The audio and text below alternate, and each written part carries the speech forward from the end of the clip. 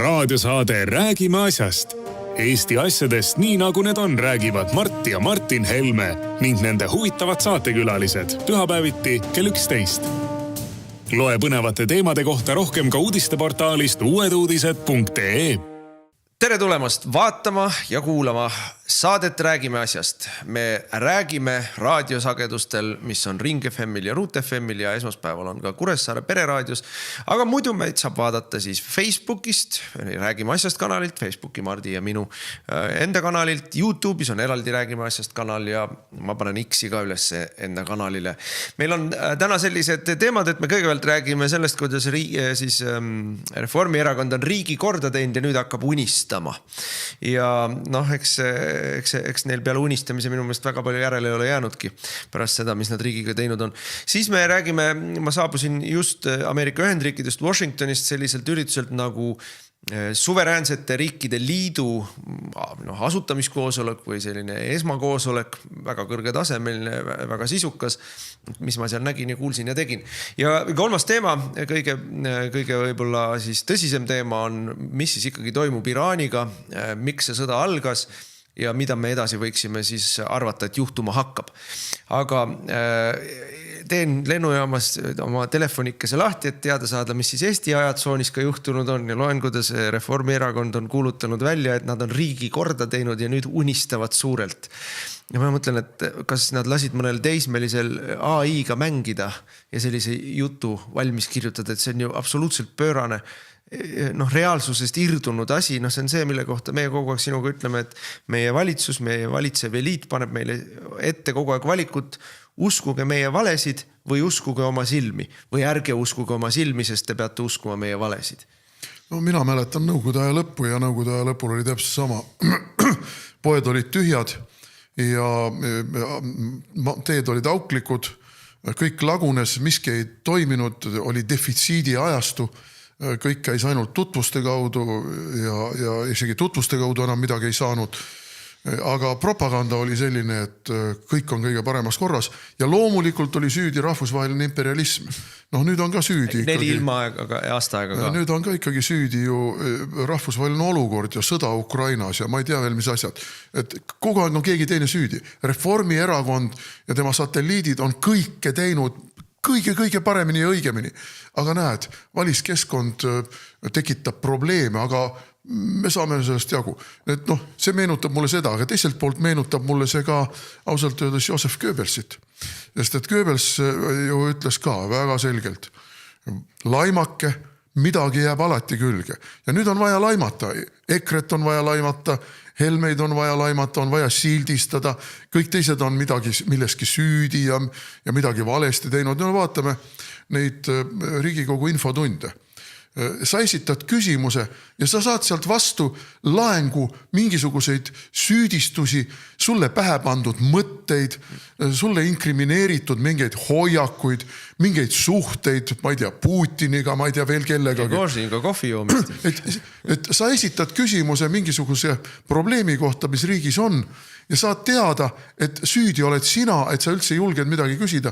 Ja uue satelliidi ehk siis parempoolsete juht Lavly Perling ongi ju süüdistanud meid, kuidas EKRE on riigivastane. EKRE juhid on riigivastased. Ei, me ei ole riigivastased, me ei ole Eesti riigivastased, kulla inimene. Me oleme selle jõugu vastased, kes on selle riigi laostanud. Me oleme selle režiimi, korrumpeerunud režiimi vastased.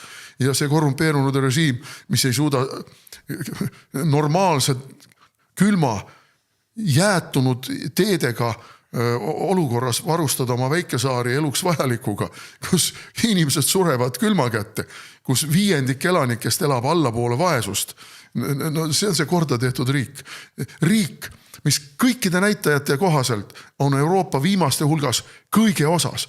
Esimeste hulgas inflatsiooni osas, aga viimaste osas ostujõu osas, viimaste osas palgakasvu osas, mille kõige osas? Demograafiaga.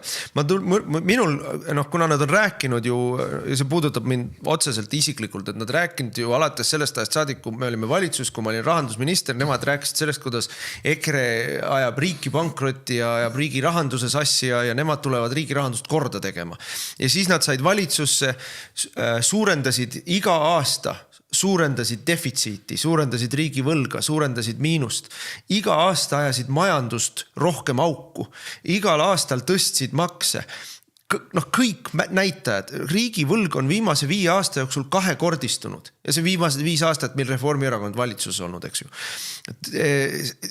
Riigi eelarve miinus on peaaegu kõikidel aastatel olnud oluliselt suurem, kui ta oli siis, kui meie olime valitsus. Ja isegi kui me võtame selle koroonaaegse suure defitsiidi arvesse, siis isegi sellega võrreldes. Ja ikka nad räägivad sellest, kuidas keegi teine ajas riigi rahanduse sassi ja ikka nad käivad ringi sellise näoga, et nemad olid need, kes on nüüd riigi rahanduse korda teinud.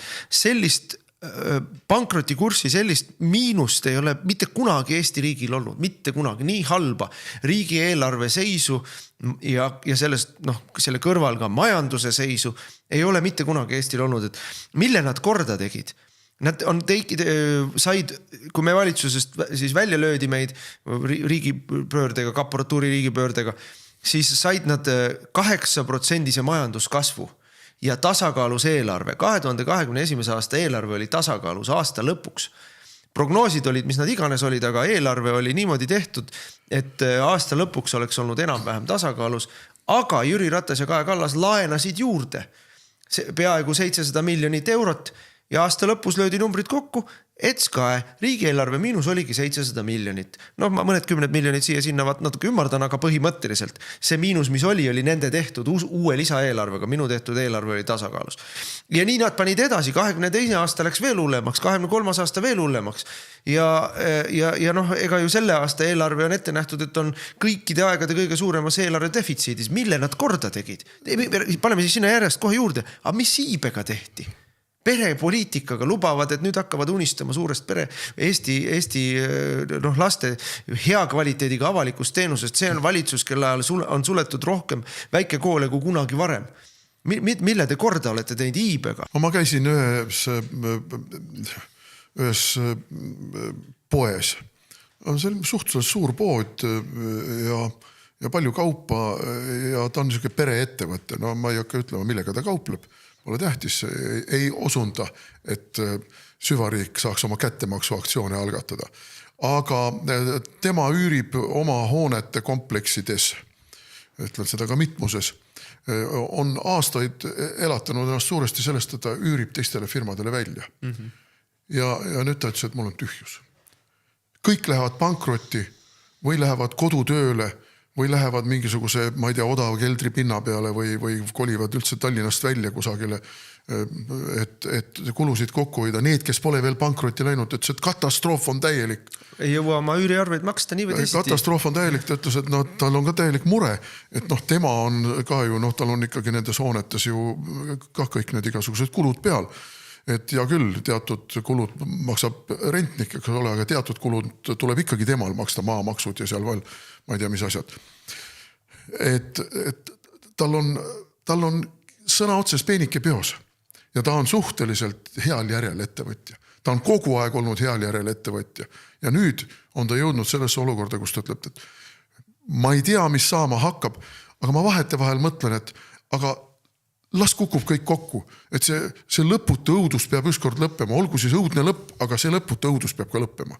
Et see on üks Eesti ettevõtja ja mitte sugugi mingisugune pisike ja tähtsusetu ettevõtja, vaid niisugune Eesti mõistes ikkagi natukene sinna keskmise poole küündiv.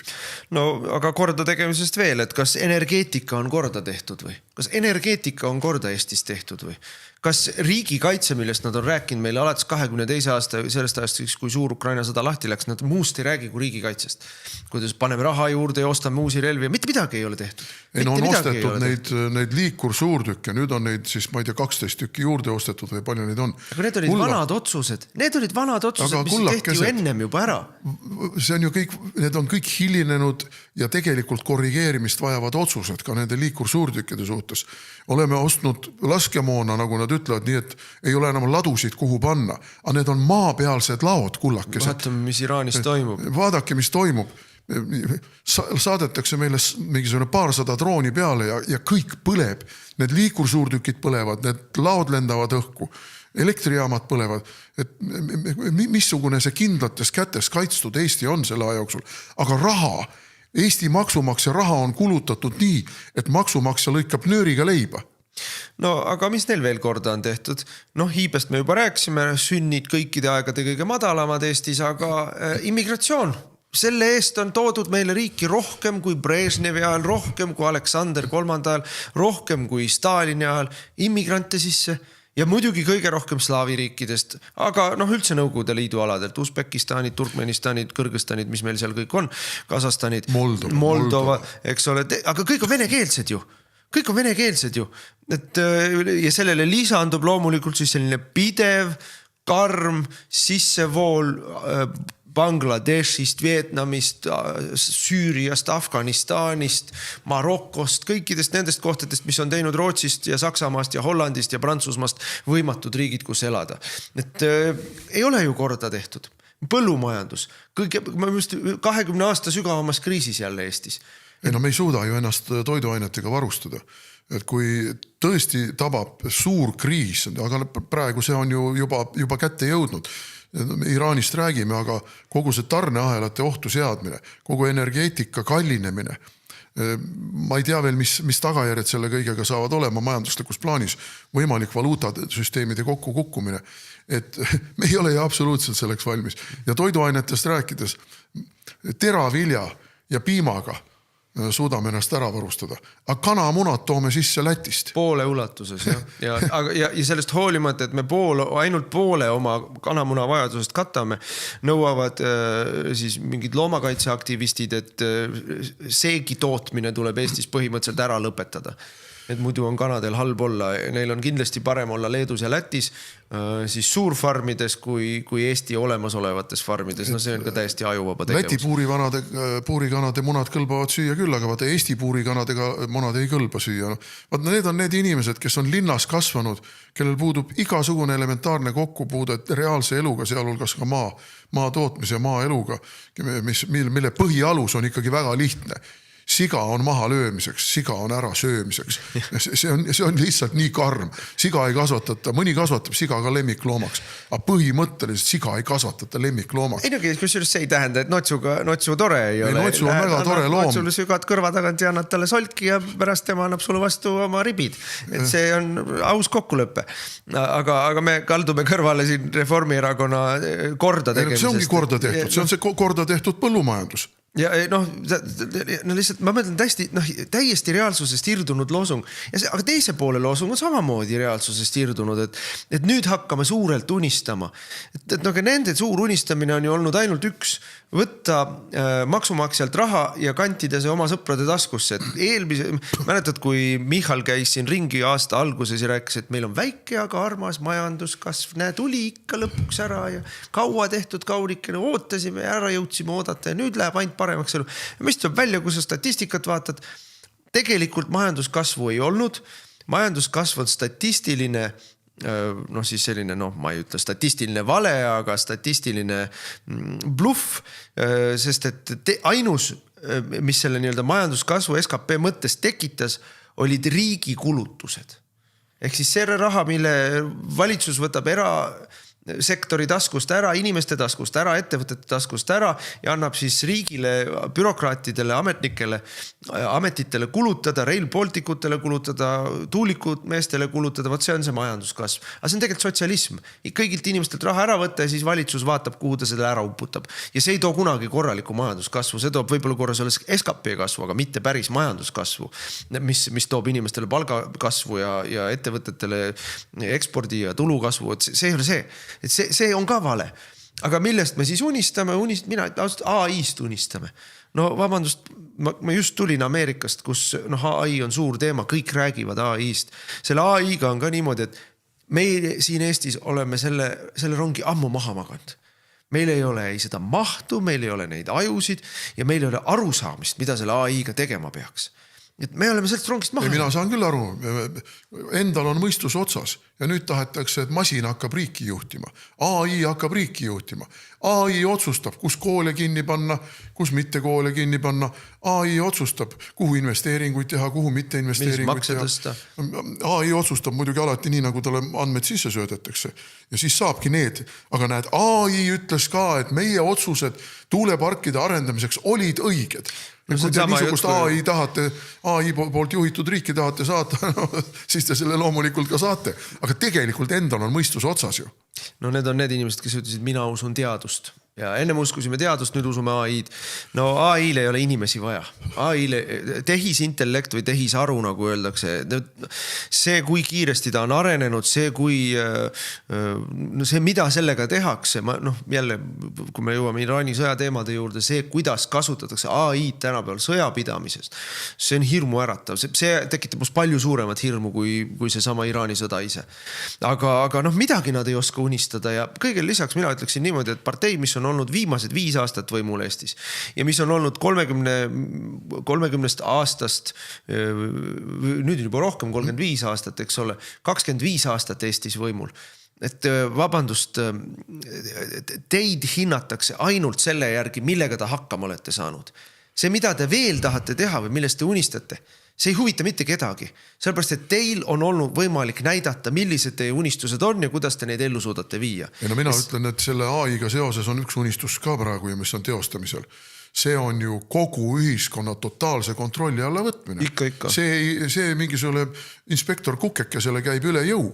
Aga kui inspektor Kukeke saab enda käsutusse AI, millele ühendatakse kõik igasugused kaamerasüsteemid ja GPS-süsteemid ja pealtkuulamissüsteemid ja muud süsteemid, siis ongi kogu ühiskond kontrolli all. Siis on järgmine samm selle AI-ga välja töötada kiibid, siis on välja töötada implantaadid. Et tegelikult on mujal maailmas juba need inimesed, kes on vastutustundlikud ja mõtlevad inimeste peale ja demokraatia peale, inimeste poolt kontrollitud demokraatlike riikide peale, nad on need ohukohad ammu ära välja näidanud juba. Ma toon näite, mis oli võti sellele, et ameeriklased ja juudid suutsid nii karmilt Iisraeli juhtkonna maha tappa. Sest nad olid imbunud sisse või võtnud üle kõik Iraani kaameravõrgud. Kõik laternapostide otsas, bensiinijaamades, tänaval liikluspolitsei kaamerad, kõik olid endaga, nad nägid kõiki, kus sõidab inspektor Kukeke ise, kus sõidab Ajatolla ja kus sõidab tema ihukaitse ja kus sõidab tema ämm ja äi. Et see oli neil kõik teada. See oli nagu jooksis kõik kokku ja näotuvastussüsteemid, kõik asjad jooksid kõik neile kokku. Nad nägid reaalajas, kus keegi istus. Ja palun väga, meie just võtsime vastu seaduse Riigikogus koalitsiooni häältega, et kogu Eestis on lubatud kõikjal panna kaameraid. Aga miks me arvame, et hiinlased ja venelased ei saa kätte seda? Ei hiinlased ja venelased saavad ka kätte, aga muidugi jällegi ette rutates. Nüüd me oleme jõudnud maailmas sellesse olukorda, kus sellised purukesed nagu Eesti on kuskil tagaplaanil täiesti. Et tõeliste suurriikide tõelised huvid on praegu kokkupõrkel jõudnud, mitte enam kokkupõrke kursil, vaid kokkupõrkeni jõudnud Ukrainas ja Hiinas konkreetselt. Iraanis. Ja see lahendus, mis sealt nüüd tuleb, see hakkab määrama konkreetselt ka Euroopa ja meie saatust. Euroopat, me näeme, Euroopat ei ole ju. Kaja Kallas on aidanud kogu oma intellektuaalses mannetuses 100% kaasa sellele, et Euroopa Liit on muutunud naeruväärseks lükata, tõugata nähtuseks. Ja võt, kui nüüd suurriigid, tõelised suurriigid, ja need on 3. Need on Venemaa, sest ta on lihtsalt maailma üks kõige võimsam tuumariik. Konventsionaalne sõjavägi on ka päris arvestatav. Ja muidugi maailma kõige suurem toorainevaru. Ja seal on ikka kõike. Ja Hiina, sest ta on lihtsalt majanduslikult nii võimas, ta on intellektuaalselt nii võimas, ta on tehnoloogiliselt nii võimas. Demograafiliselt. Ja Ameerika. Need on need 3, kes praegu nüüd võitlevad ja kes tahavad proksidega jõuda lõppkokkuvõttes selleni, proksisõdadega ja proksi igasuguste operatsioonidega, et nad jagavad reviirid ära.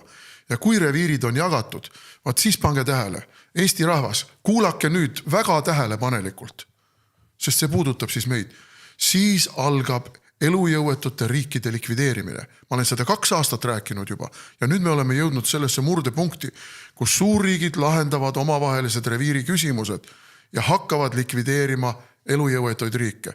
Gröönimaa on üks esimene samm selles suunas. Kuuba on järgmine samm. Ja ärge arvake, et see Euroopasse ei jõua. Et Euroopat ei puuduta see, et suurriigid hakkavad likvideerima elujõuetuid riike. Meil Reformierakonna juhtimisel, mis on korda tehtud selleks, et meid likvideerida. Vot see on see moment. Ja siin ei ole mingit valikut Eesti rahval. Kui ta laseb kõrvad lontis lambakarjana ennast ajada hukatusse, siis nii on. Aga me kutsume praegu ikkagi üles ja teeme üle-eestilist kõnetuuri Martiniga. Ärka Eesti. Kui me ärkame ja vastu hakkame ja kukutame selle süvariigi poolt upitatud ja võimul hoitava kamba, siis on Eestil lootust. Selle juhtimisega Eestil lootust ei ole. Raadiosaade Räägime asjast. Jätkame saadet, saate nimi on Räägime asjast, Mart Helme ja mina Martin Helme räägimegi asjadest. Ma räägin lühidalt sellest, või see on võib-olla sissejuhatus meie Iraani teemalisele pikemale segmendile. Olin Ameerika Ühendriikides ausalt öeldes 6 aja jooksul 2 korda seal käia. Need lennukid ja ümberistumised, see on, ma meelsamini ei käiks, aga vaja on, nagu öeldakse, vaja on. Ja seal oli selline üritus nagu Alliance of Sovereign Nations ehk siis suveräänsete riikide liidu asutamis konverents või istumine, maailmas niisuguseid koosolekuid on omajagu, ega siis osadest saab asja, osadest ei saa asja, aga see oli kõrge tasemega ja see oli selles mõttes, seal on taga või seda veavad inimesed, kes on Trumpi nii-öelda maaga liikumise väga lähedalt sellise valgele majale, valge maja poliitikale ja ütleme siis põhikorraldaja oli Anna Luna, kes on Florida kongressnaine, kelle üks kesksemaid teemasid praegusel ajal on siis valimiste aususe tagamine Ameerikas, selle nii-öelda valimiste seaduse korda tegemine, sest Ameerikas, nagu me oleme siin rääkinud, ju võib minna valima niimoodi, et sul dokumenti üldse ei ole, pildiga dokumenti ei ole. Valijaks sa saad selle kaudu, et emba-kumba partei nii-öelda paneb sind nimekirja. Et kui sa tahad minna kuberneri valimistele, presidendi valimistele, ma ei tea, kohaliku linnavalitsuse volikogu valimistele, siis põhimõtteliselt partei annab su nime valimiskomisjonile, valimiskomisjon paneb su nime ilusti kirja ja sina mine muudku valima. Kas sul kodakondsus on, seda mitte keegi ei kontrolli. Kas sa selle riigi või osariigi siis resident oled, seda keegi ei kontrolli. See on nagu selles mõttes täielik bardak, mis seal on ja valimisi võltsitakse seal selle läbi palju. Aga seal on ka muidugi elektrooniliste valimiste võltsimine, nüüd on ju ära tõestatud. Eestis lehest me seda ei loe, aga ära on tõestatud 2020. aastal, aga ka varem ja ka ilmselt 2024. aastal. Seal on siis mitte nii nagu meil interneti valimine, vaid seal on elektroonilised masinad. Sa lähed valimisjaoskonda, vajutad, tahan hääletada Trumpi poolt, vajutad Trumpi nii-öelda nupu peale ja sulle prinditakse väike paberikene välja, et sina hääletasid Trumpi poolt. Ja siis, aga see masin loeb hääle ikkagi Bidenile või Kamala Harrisele.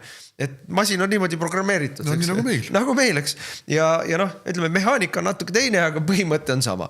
Ja selle vastu on, et seal väga võitlevad ja see on ka see, mille kaudu mina temaga olen suhelnud ja mitu korda suhelnud, põhjalikult suhelnud, ja tema käib Valges Majas regulaarselt neid asju ka arutamas ja Trumpiga isiklikult arutab neid asju. Siis seal oli esindajate koja spiiker Mike Johnson. Mike Johnson on, ma ütleksin niimoodi, et väga kehva käega mängib päris head mängu. Ameerika esindajate koda on suur, seal on 435 esindajat või 430, ma ei mäleta.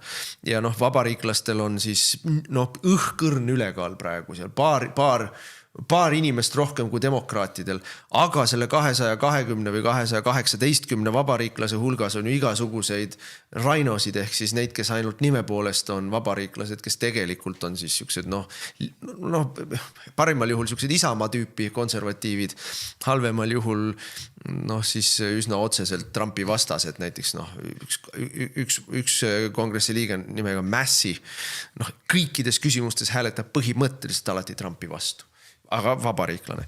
Et sellises olukorras sellist suurt kassi karja karjatades ikkagi mingisuguse seadusandlusega edasi liikuda on suhteliselt suur saavutus. Senatis on natuke parem, sest et paljud asjad on sellised, mis lähevad mõlemast läbi. Aga senatis on neid rainosid jälle rohkem. Ehk siis senatis neil on 53 nime poolest. Aga neid on lihtsam selles mõttes, et neid on vähem, neid on võimalik väänata. Ja neid on võimalik. No ühesõnaga, see on selline sisepoliitiline. See on poliitika. Absoluutne vorsti tegemine. Ja. Aga noh, ütleme, et seal oli kohal neid demokraat või vabariiklikke ja ikka selliseid tõsiseid, selliseid, kes on kõige raskematel aegadel Trumpi poolt olnud näiteks selliseid tüüpe oli seal üks 10 kohal ja näiteks üks vabariiklik esindajate koja liige, kes kõige, kui midagi väga erakorralist ei juhtu, on tõenäoliselt aasta pärast Florida guberner. Et seal ikkagi kõvad nimed olid kohal, ma ütleks niimoodi. Ja räägiti siis millest? Räägiti näiteks sellest, et energia sõltumatus. Kõige olulisem punkt on see, et suveräänsus on oluline. Et ilma suveräänsuseta, et riikide suveräänsus on rahvusvaheliste suhete alus, et riikide suveräänsus asju ise otsustada ilma, et keegi sulle sealt, ma ei tea, ÜRO-st või Euroopa Liidust või OSCE-st või IMF-ist või kuskilt midagi ette kirjutaks. Et sina pead ise saama otsustada, sest et see on ainus viis, kuidas demokraatia toimib. Kui sina valijana ei saa endale valida parlamenti inimesi, kes saavad otsustada, kas me astume Pariisi kokkuleppest välja või ei astu, kas me astume Istanbulist välja või ei astu. Kui meie teeme siin hääletuse, et me võtame, ma ei tea, loobume CO2-st ja siis tuleb meil Euroopa Komisjon, kes ütleb, et see küll ei lähe. Siis sul ju ei ole, valimised ei oma enam mõtet. Siis demokraatia enam ei tööta. Nii et see suveräänsus on ka demokraatia eeltingimus või lähtetingimus. Aga suveräänsus on ka majandusliku vabaduse ja ka sõnavabaduse üks oluline eeltingimus. Aga siis ka energia sõltumatus.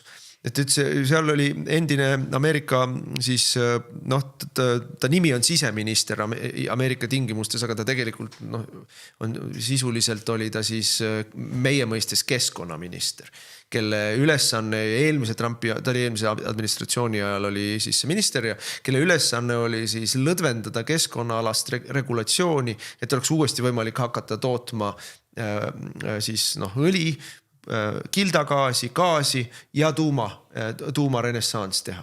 Et seda nad tegid juba 10 aastat tagasi, 7 aastat tagasi.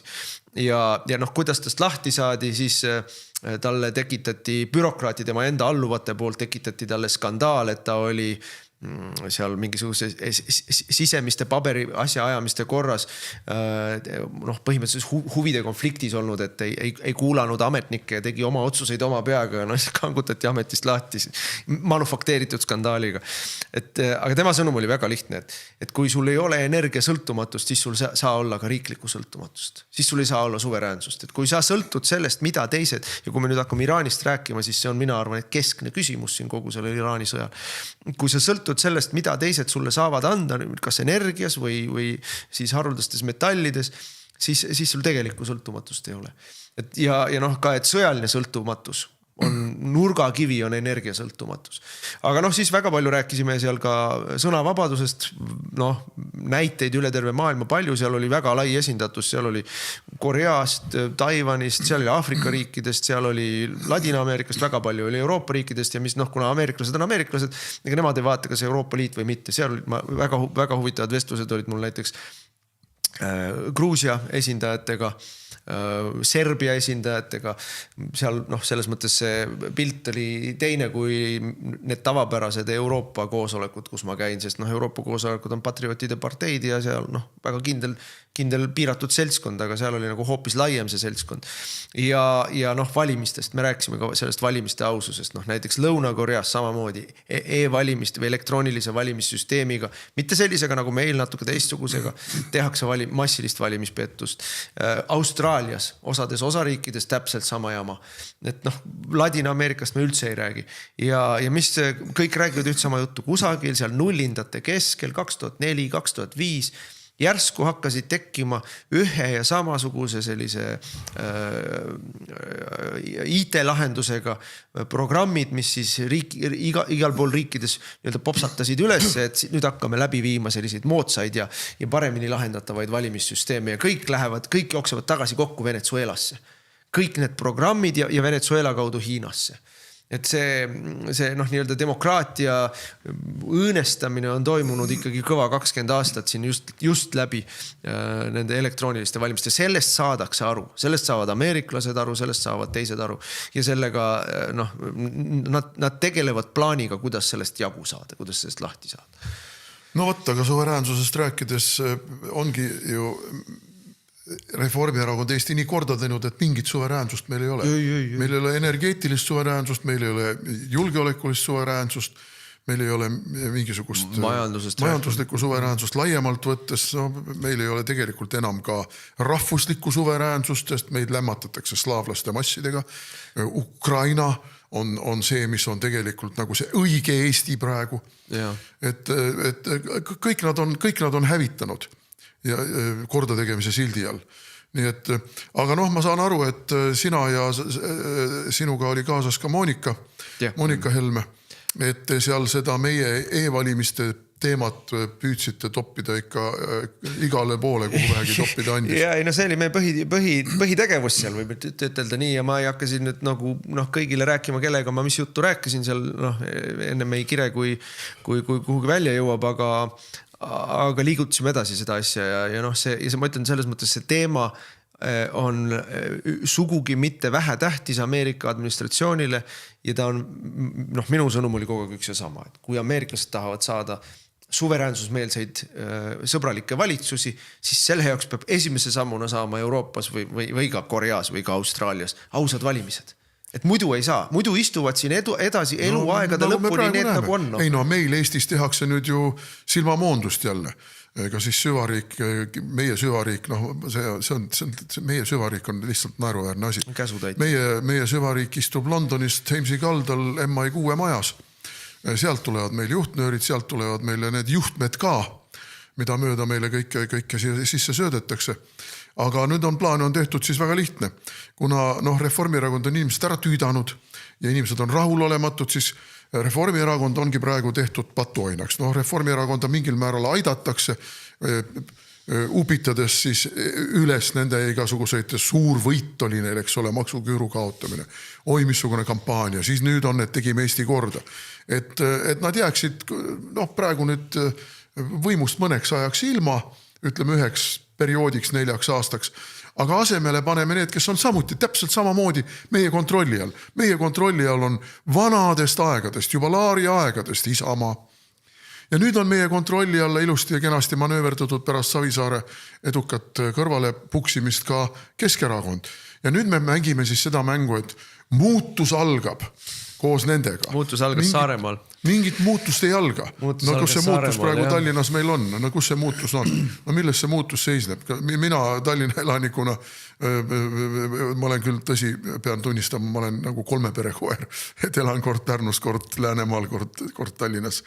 Aga ma Tallinnas ikkagi suure osa tööl käies ja olles mingit muutust ei tunne. Mingit muutust ei tunne. Ei ole midagi paremaks läinud, ei ole hea kord paremaks läinud, ei ole prügiveoga on tekkinud probleeme. Kogu aeg prügivedu oli nagu kellavärk. Nüüd ma ei tea, millal mul prügi ära viiakse. Ma lihtsalt ei tea, aga mul on sellega seoses väga lihtne probleem. Kuna mul on koer, siis prügivedaja prügikonteinerit õuest võtma ei tule, kui ma ei ole seda värava taha tõstnud. Aga ma ei tea, millal tõsta. Ja oligi viimane prügivedu oli niimoodi, prügimasin sõitis mööda tänavat ja Monika hakkas ära minema kuskile ja prügivedaja ehib talle, et ma viin su prügi ka ära. No viis ära, tore, et ära viisid, aga ma ei teadnud, et sa sel päeval tuled. Mulle ei olnud teatatud ja mingit graafikut ei ole mulle antud. Et üks näide, et muutus algab halvemuse suunas. Et mitte mingit muutuse paremust ei ole olnud ja ei tulegi, sest need inimesed on kõik kontrolli all. Minu meelest see, mis meil Saaremaal praegu toimus, on niivõrd ilmekas, et tegime suure raskusega Saaremaal koalitsiooni sügiselega, ei tahtnud Isamaa ja Keskerakond meiega seal väga teha, aga okei, tegime ära ja koalitsioonilepe oli selline, et keegi ei lubanud koole kinni panema hakata, vastupidi, kõik olid ennem nagu valimisi sellel seisukohal, et koolid jäävad alles ja koalitsioonilepingus oli kirjas, et tuulikuid ei tule. Ja siis hoolimata sellest koalitsioonileppest, et koolid jäävad alles, hakati koole sulgema EKRE selja taga ja hakati tuulikuid tegema. Ja kusjuures me saimegi ajakirjandusest teada, et vallavanem, see võmmikene, kes seal on nüüd vallavanem, endine võmm, on võtnud koolid ette ja öelnud, et me paneme 3 kooli kinni. Aga kui me läksime karjuma selle peale, siis visati meid koalitsioonist lihtsalt välja. Ja sest et kõik jätkub nii, nagu peab. Koolide kinnipanemine jätkub, tuulikute tegemine jätkub ja meil oli siis põhimõtteliselt valida, kas istume koalitsioonis ja anname sellele oma heakskiidu ehk läheme oma valijatele antud lubaduse vastu. Või ütleme, et me ei ole nõus sellega ja laguneb koalitsioon. No vähemalt me ei ole nõus sellega. Aga ma tulen korra oma Ameerika reisi juurde tagasi, ühesõnaga see, mida seal ehitatakse, tegelikult on alternatiiv nii, või ütleme siis, see peab asendama tulevikus nii ÜRO kui kõik teised asjad. Seepärast, et need süsteemid, mis meil täna on, need globalistlikud süsteemid, need niikuinii ei ole töötanud juba ju aastaid ja aastakümneid. Ja kui nad töötavad, siis nad töötavad suveräänsete riikide kahjuks, nad töötavad rahvuste kahjuks. Need on üle võetud globalistide ja globalistide rahastajate. Aga nii nagu me ka oleme siin saates rääkinud, ega siis maailm ju toimib ikka, peab toimima ikka, mingid uued struktuurid peavad toimima ikka ja need uued struktuurid tuleb ise proaktiivselt luua. Et seal oleks õige ideoloogiline nurgakivi ja et seal oleks õiged inimesed ja õige see nii-öelda ülesande püstitus. Et see oli see, mida seal tehti ja ma loodan küll väga, et see võtab hoo sisse. Aga te saite kindlasti ka mingi väikese sissevaate Ameerika sisepoliitikasse, sest kui me loeme meie meediat, see kubiseb valedest, see kubiseb sellisest moonutatud pildist, see kubiseb mingisugusest CNN-ist ehk Communist News Networkist võetud uudistest, mis annavad absoluutselt pahupidi pööratud ja ideoloogiliselt ülilaetud pildi sellest, mis Ameerikas toimub. Ja ütleme selles mõttes nad on mures, neil on valimised on tulemas ja ütleme siis vabariiklased kardavad, et nad kaotavad alamkojas esindatuse. Et see on ajalooline trend, et viimase 90 aasta jooksul on ainult 2 valimistel, siis vahevalimistel võimul olev partei ehk presidendipartei valimised võitnud. Et alati on kaotatud ja vahel on küll säilitatud võim, sellepärast, et on olnud nii-öelda pikk maa taganeda ehk suur ülekaal on ennem olnud ja see ülekaal on lihtsalt vähenenud, aga alati on võimul olev partei kaotanud, et erandiks oli 2001. aasta septembri rünnakute järel toimunud valimised 2002 aastal ja ma arvan, et Reagani ajal ka. Ei olnud, Bill Clintoni ajal oli ka 98. aastal või tõesti haruldane lugu ja nad on mures selle pärast. Samal ajal Trump väga süstemaatiliselt teeb tööd selleks, et neid valimisi mitte kaotada. Alates sellest, et ta on maksu- ja majandusasjad ilusti käima saanud, väga ilusti käima saanud, Ameerika majandus on suurepärasel kursil. Mille kohta meie meedia jälle me kuuleme valesid, me kuuleme, siis kui mingi uudis tuleb, mis on negatiivne, siis seda võimendatakse. Näiteks nüüd tuli uudis, et veebruarikuine siis tööturu liikumine oli negatiivne, et töökohti kadus rohkem kui juurde loodi.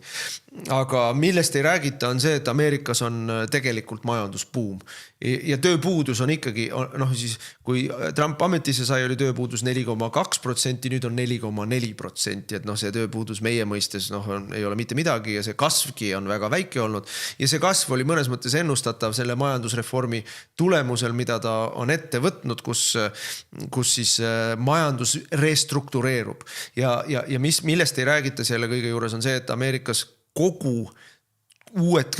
uued töökohad, mis luuakse, on erasektoris. Sellega on käinud kaasas, ütleme siis niimoodi, et ebatavaliselt suur tootlikkuse kasv. Tootlikkus kasv tähendab tegelikku majanduskasvu. SKP kasv, nagu me rääkisime siin ennem Eesti SKP, see on bluff võib-olla. Võib-olla, ei pruugi, aga võib-olla. Aga tootlikkuse kasv on tegelik rikkuse kasv. Ja mis on teine oluline asi, et kõik töökohad, mis on loodud viimase aasta jooksul Trumpi ajal, on täidetud kohalike ameeriklastega, mitte immigranttööjõuga. Ehk siis kadunud on 300 000 bürokraatide ametikohta on kadunud, mingi 700 000 immigrantide töökohta on kadunud, aga kohalikud elanikud on töökohti juurde saanud ja need töökohad maksavad kõrgemat palka. Ehk siis sellest sulle keegi ei räägi, eks ole, ERR-ist seda ei loed ainult, kuidas tööpuudus kasvas ja töökohti oli vähe. Aga nad on mures ja mis on muidugi ka selge on see, et tõesti sellele maaga ühele tiivale kindlasti see ei meeldi see Iraani sõda. Ja isegi niivõrd mitte probleem ei ole Iraani sõjas, vaid probleem on selles, et Iraan ja seal eelnevalt sellele oli siis Venezuela ja sellele eelnes suvel Iraani ründamine ja siin neile ei meeldi, nad tahaksid olla isolatsionistid, nad päriselt tahaksid olla isolatsionistid, need üldse ei huvita, mis teisel pool ookeanit on, üks kamakumbal pool ookeanit, Vaikne või Atlandi. Ja nad on instinktiivselt või ütleks lausa niimoodi kiiksuga vastu sellele, et Ameerika tegeleb muu maailma asjadega ka. Aga fakt on see, et Ameerika ei saa tegelikult kunagi olla päriselt isolatsionistlik. Raadiosaade Räägime asjast. Kui me Iraani juurde tuleme, siis meil ka ju arutatakse ja vasakpoolsed väga palju arutavad, et Trump rikkus rahvusvahelist seadust, rahvusvahelist õigust, kui ta Iraani ründas. Ma küsiks, et 40 mitu aastat, see nüüd on olnud, 47 aastat on Iraanis olnud mullad võimul. Et nende esimene akt pärast islami revolutsiooni oli ameeriklaste ründamine. Iraan on olnud Ameerikaga sõjas 47 aastat. Beiruti kasarmute ründamine, siis mis oli Ameerika sõjalaev Cole, mida nad ründasid. Kui palju nad Ameerika tudengite pantvangi võtmine. Iraanlased, küsime, kuidas see on kooskõlas rahvusvahelise õigusega, on rünnanud Bali ööklubisid, on rünnanud Buenos Airese mingisuguseid kultuuriasutusi.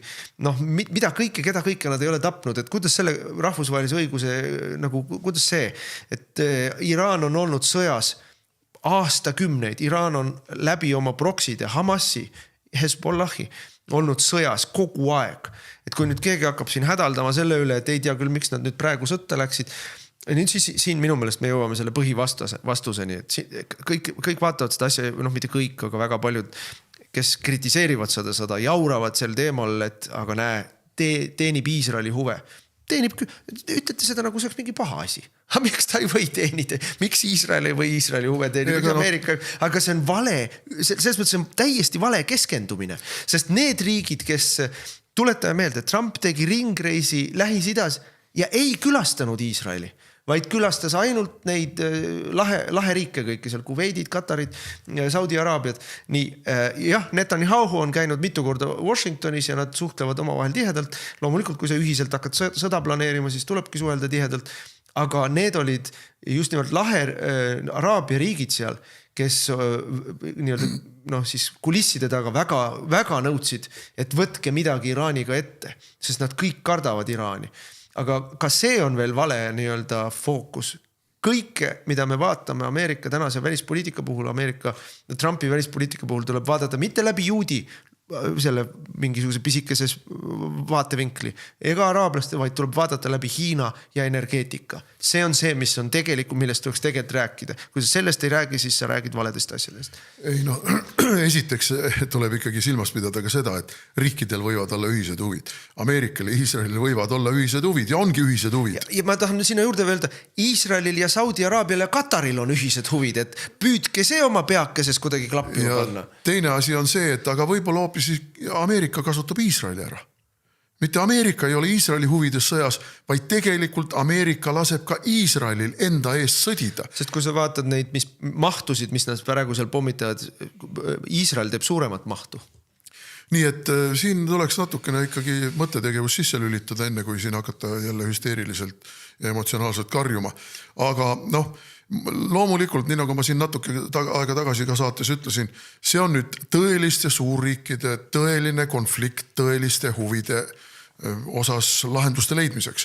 Ja kui me vaatame nüüd Trumpi välispoliitika neid niisugusi vektoreid, siis me näeme, et ta tegelikult väga sihikindlalt võtab ka kõikide nende tema poolt alustatud välispoliitiliste initsiatiivide kaudu ja abil kontrolli alla maailma energeetika ressursse. Iraan loomulikult on vastik mullade mõrvarlik režiim. Ja ta ei ole mõrvarlik mitte ainult oma rahva hulgas.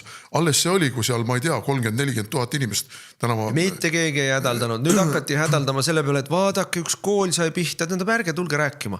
Ärge lihtsalt tulge rääkima. Tapsid maha sujuvalt mingi 35 000 inimest. Ja keegi kobisend tsiviilisikute pärast. Meie humanistid olid millegipärast vait. Aga teine asi on ka see, et lisaks sellele, et ta on ebameeldiv ja inimvaenulik režiim, on ta ka maailma üks kõige nafta- ja gaasirikkamaid piirkondi. Ja loomulikult ei ole ameeriklased ja ei peaks ka meie olema huvitatud sellest, et need rikkused satuvad hiinlaste kätte. Sest et hiinlased panevad need loomulikult tööle oma ülemaailmse teist tüüpi hegemoonia kehtestamiseks. Ameerika hegemoonia on teistsugune. Aga Hiina tahab kehtestada oma mõrvarlikku, kommunistlikku, salakavalat ja inimesi täielikult kontrolli alla võtvat hegemonismi. Ja noh, ma muidugi ütlen selle kohta, et ma vaatan mingid inimesed, kes siin kõik kommenteerivad välispoliitikat ja kommenteerivad julgeolekupoliitikat. Ma mõtlen, et huvitav, kust inimesed võtavad sellise nagu ütleme siis enesekindluse. Et kas inimesed kommenteeriksid näiteks samamoodi pangandust ilma, et ma olen korra elus käinud pangas, ma tean. Ma olen korra elus Dubais reisinud, ma tean, mis see kohalik piirkond on. Et tule taevas appi. Julgeolekupoliitika, rahvusvaheline geopoliitika on vähemalt sama keeruline kui pangandus. Ei piisa sellest, et sa tead, kus kohas asub maailmakaardil Jordaania või Katar. Ja ma arvan, et pooled kommenteerijad ei teagi. Ei tee Omanil ja Kataril vahetki. Et rääkimata sellest, et nad ei suuda nagu näha seda, et kes siis kellega mida koos teeb. Et mina vaatan küll seda Iraani asja väga lihtsalt. See on täpselt samas loogikas, nagu oli Venezuela asi. Trump järjest nii-öelda võtab rivist välja Hiina liitlasi, Hiina nii-öelda käsilasi, kes on sekkunud Ameerika asjadesse, võtab Hiinalt ära odavat energiat, sest mida Hiina sai? Ka Venemaalt. Ja, Venemaaga on ambivalentsem see asi, sellepärast, et Venemaa jaoks energiakriis võib ka tähendada lisatulu. Aga Venezuela oli üks koht, kust Hiina sai sisuliselt pool muidu naftat. Sest Hiina ajas Venezuela, eks ole, võlakeerisesse. Kui Venezuela on praegu võetud nii-öelda venelaste rivist ära ja võetakse nüüd ära ka Kuuba, siis jääb ainult Nicaragua ja sellega võetakse ära venelastelt ka see šantaaži moment, mida venelased on öeldud siin korduvalt. Aga kui ameeriklased võivad tulla siia meie külje alla oma baasidega, siis miks meie ei või minna Venezuelasse, Kuubale ja Nicaraguasse oma allveelaevadega, oma rakettidega, oma baasidega, oma õhutõrjega, millega iganes. Et võetakse ära, tegelikult Venemaal võetakse tüki haaval ära neid globaalseid jalgealusi, mida nad saaksid nii-öelda suures mängus kasutada. Ja Hiinaga sama lugu. Ja Hiinaga on sama lugu. Ja Hiina sai ju peale Venezuela odava nafta, sai ta ka Iraanilt väga odavat naftat, et ta sai seal üks 20-30% maailmaturust odavalt. Ta muide Hiinaga pressis ju Venemaalt hinda alla, aga mida ei teata selle kõige juures veel, millest nüüd Hiina jääb ilma ja mis oli tema üks suur eelis, ütleme, rahvusvahelisel kaubandusturul oli see, et temal oli energiahindade sisendid olid 20-30% soodsamad kui teistel. Naftal on maailmaturu hind ja Hiina saab selle kolmandiku võrra odavamalt. Pluss, et tal ei ole ühtegi keskkonnanõuet, pluss tal on lapstööorjad ja nii edasi. Ja see oli tema nii-öelda konkurentsieelis. Aga mida ei teata, selle rünnakuga, mis nüüd toimus nädal ajaga, BRICS on lõpetatud. Nii sõjalise kui majandusliku nii-öelda ohuna BRICS on lõpetatud. See, mida praegu Iraani sõda saavutab ja see ei meeldi kindlasti nendele inimestele, kes on anti-amerikanistid. Ja mulle üldse tundub, et väga paljud inimesed hindavad kogu seda Iraani sõda ainult sellest vaatevinklist, et neile ei meeldi kas juudid või neile ei meeldi ameeriklased. Ja mina ütleksin, neile ei meeldi Trump. Ja neile ei meeldi Trump. Mina ütleksin niimoodi, et aga rahvusvaheline poliitika, välispoliitika ja julgeolekupoliitika ei ole nagu mingisugune jalgpallimäng või ma ei käsipallimäng, kus sul on lemmikvõistkond, kellele sa igal juhul hoiad pöialt ja vastaspoolt igal juhul sõimad ja karjud, kui neil läheb hästi. Et see ei ole nii. Et see on palju keerulisem. Seda ei tohi niimoodi emotsionaalselt võtta, et need meeldivad, need ei meeldi. Tuleb küsida seda, kes mis asja teeb, mis on kasulik, mis on kahjulik. mismoodi see meid mõjutab? Kas see, kuidas ta meid mõjutab, on meie poolt omakorda kuidagi korrigeeritav, kui ei ole, siis kuidas me kohaneme sellega? Need on need küsimused, mida küsida tuleb. Ja nüüd on, mina ei tea küll mingisugust, mul ei ole mingit reservatsioone. Minule sobib Trump ja Trumpi välispoliitika, sest see on ikkagi Euroopa kristliku tsivilisatsiooni kaitsmine türannia ja satanistide eest, kes on kogu see, nagu me selle Epsteini asja ikkagi täiesti üheselt selge, globalistid ongi satanistid, kes joovadki laste verd ja teevad lapsohverdusi ja on pedofiilid, et see on nii võigas kõik. Ja selle globalistliku võrgustiku purustamine käib ka läbi Venezuela, läbi Iraani, sest Iraan oli see koht, kust pesti rahasid. Hirmsal kombel pesti rahasid ja kust liigutati siis selle BRICS-i kaubandust niimoodi, et nad ei teinud arveldusi dollarites. Ja see praegu nädala ajaga on garanteeritud see, et nii-öelda petrodollar ehk Ameerika dollari ülemuslikkus jääb kehtima. Ja ütleme see kogu see BRICS-i alternatiivse valuutasüsteemi loomine on põhimõtteliselt see ei ole enam päevakorras. See ei olnud enam minu meelest päevakorras pärast seda, kui nad tegid lükatõmba kulla hinnaga siin aasta alguses, kus keskpangad on endale kõvasti kulda kokku ostnud ja siis mõne väga kavala lükke ja liigutusega toimus järsk kulla ja hõbeda hinna langus, mille tagajärjeks oli siis keskpankade siis ütleme selle keskpankade varade allahindamine ja likviidsuse kadumine, mis kõik tegid kohutava põntsu panid Hiina ja ka Venemaa ja teiste paljude riikide ütleme siis likviidsusele ja võimekusele rahaliselt midagi liigutada. Et sinna otsa nüüd see naftadollari ülimuslikkuse tagamine ja nüüd veel üks asi, mis sinna otsa tuleb. Kui see sõda õnnestub Trumpil lõpetada edukalt ja edu siin defineeritakse erinevalt, aga ütleme, nende enda edu mõõdupuu on ikkagi see, et raketiprogramm lõpeb ära, tuumaprogramm lõpeb ära ja terrorismi rahastamine lõpeb ära. Et kas seal režiimivahetus toimub või ei toimu, ma arvan, et mingisuguses mõõtmes toimub, aga see ei ole nende jaoks kõige olulisem, vaid nende jaoks on oluline see, et ükskõik, kes seal pärast seda sõda siis nii-öelda valitsemisohjad kätte saab, see ei arenda enam edasi raketi ja tuumaprogrammi, sest et probleem oli selles, Trump eelmise aasta suvel käis ja pommitas maatasaned kohad neil seal tuumaprogrammi kohad ja pärast seda lootis, et nüüd on rahu majas, aga ütleme siis mullad ja Homenei põhimõtteliselt tegid teise järelduse, kui Trump lootis, et nüüd on nad tohutu tagasilöögi saanud, et nad lõpetavad ära selle asjaga, need tegid täpselt vastupidise järelduse. Nüüd tuleb veel rohkem pingutada, et kiiremas korras need relvad kätte saada. Selles mõttes, meil kõik võrdlevad siin, ma ei tea, Iraagi sõjaga ja ma ei tea, Afganistanis, see on täiesti valed võrdlused.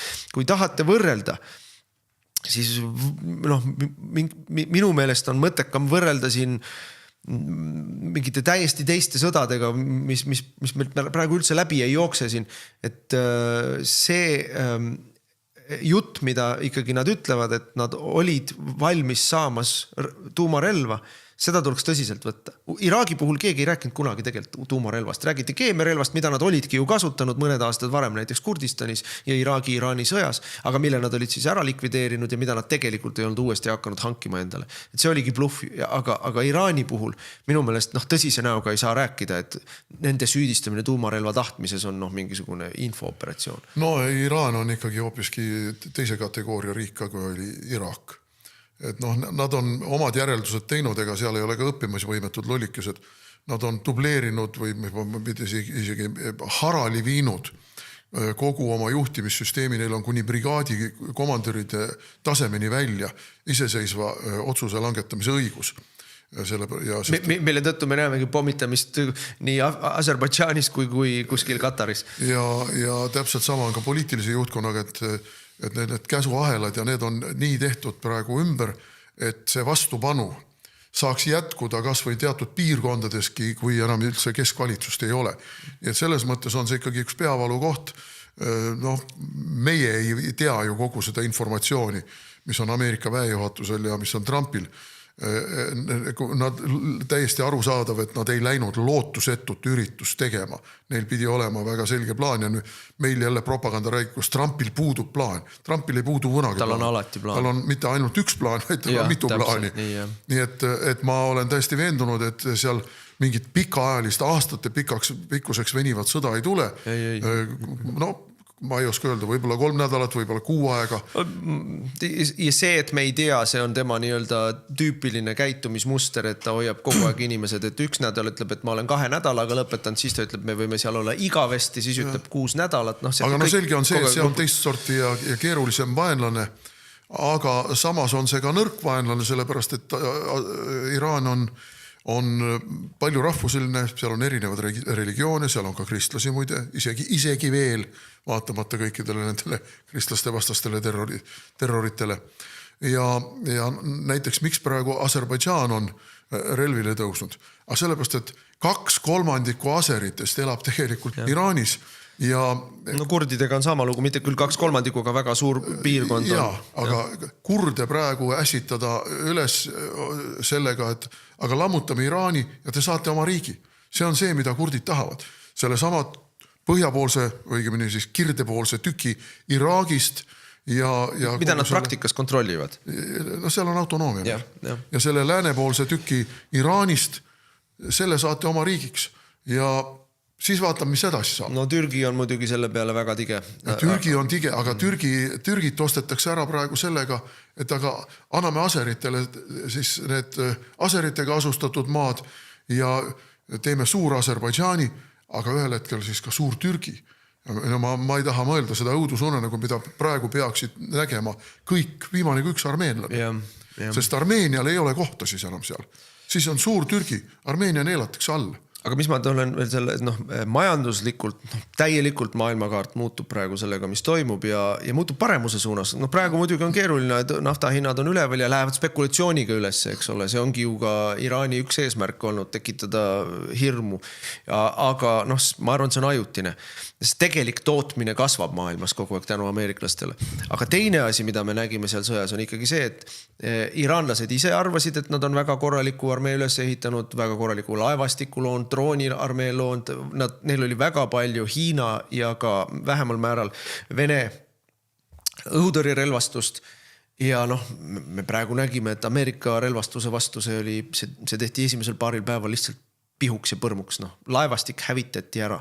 Laevastik on täielikult hävitatud, droonid on suhteliselt veel, kõige rohkem töötavad veel droonid, me teame miks ja kuidas, aga siis raketivõimekus on samamoodi juba maha keritud, et